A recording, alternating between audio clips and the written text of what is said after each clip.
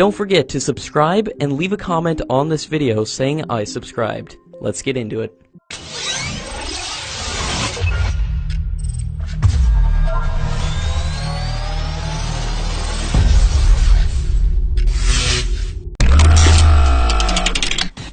The Russian ambassador to India, Nikolai Kudashev, has said that the US CAATSA sanctions will not impact the deal for 4 stealth frigates and the licensed production of AK-103 rifles in India, and the agreement would be signed in the next 2 to 3 months.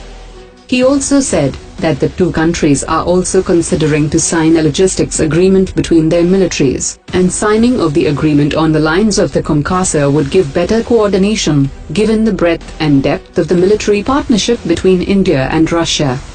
He also informed that India's current priority is S400 systems and stealth frigates, but the FGFA deal will be back very shortly. The Indian Army is also planning to replace the T-72, and according to media reports, India is interested in the next generation T-14 tanks. He also compared the Russian military cooperation with Pakistan to that of India, and said that it's almost zero in comparison, and no sensible person in Russia will say that we develop relations with Pakistan at the cost of India. At its two-day commanders' conference, the top officials of the Indian Air Force are set to discuss the training plan for the new inductions in the force, including the Rafale aircraft and S-400 systems. The Indian Air Force is also set to get the Chinook and Apache helicopters, and the top officers will discuss ways to suitably refine the training pattern, in order to maintain the edge over its adversaries. The Indian Air Force Chief had underlined the need for joint training with the Army and the Navy, in order to enhance the synergy between the services for ensuring national security.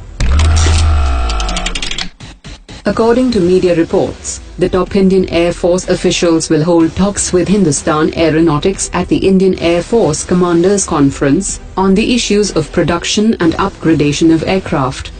Indigenization and design and development of aircraft and other equipment will also be discussed at the two-day conference. Indian Air Force Chief has questioned the ability of Hindustan Aeronautics to deliver fighter jets on schedule, detailing the time overrun in several crucial programs including the Su-30, Jaguars, upgradation of Mirage 2000, and the Tejas light combat aircraft. Eric Trappier, the CEO of Dassault Aviation, has said that Dassault Aviation's joint venture with Reliance represents around 10% of the offset investments under the Rafale jet deal, and Dassault Aviation is in talks with over 100 Indian companies, and around 30 companies have already confirmed their partnerships. He also added that signing an offset contract is a requirement of Indian defense procurement procedure, and under the Indian regulation, the choice of the partners belongs to Dassault Aviation. In full compliance with this regulation, Dassault Aviation decided to set up the joint venture with Reliance, which should enable Dassault Aviation to meet about 10% of these offset obligations. Following India's decision to procure decommissioned Jaguars and spares from other countries, the first such consignment is expected to arrive shortly in India. France is giving 31 airframes to India, while the UK and Oman are giving 2 airframes each, and a few engines and several hundred types of critically needed spares are part of the package. The aircraft will be sent to India in a partially dismantled state, and it would be reassembled under the supervision of Hindustan Aeronautics Limited. A top US envoy on Iran is headed to India this week, to hold discussions ahead of the November 4th deadline, set by the President Donald Trump administration for countries to bring down their import of Iranian oil. The spokesperson of the US State Department has said that it's not helpful to note that India plans to continue buying Iranian oil and S-400 systems from Russia, both subject to secondary sanctions under separate legislations. He was asked also about CAATSA sanctions and the imposition of possible imposition of CAATSA sanctions, and he said, India's going to find out. And India will find out, we'll see. So I'm not going to get ahead of him, but certainly when we hear about things such as purchasing oil or purchasing of the S-400 systems, it's not helpful. The United States government just reviews that very carefully.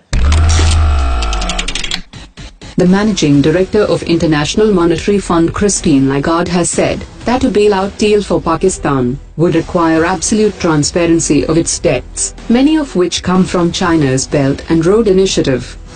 According to experts, Pakistan needs about $12 billion to cover its imports and meet the upcoming debt payments.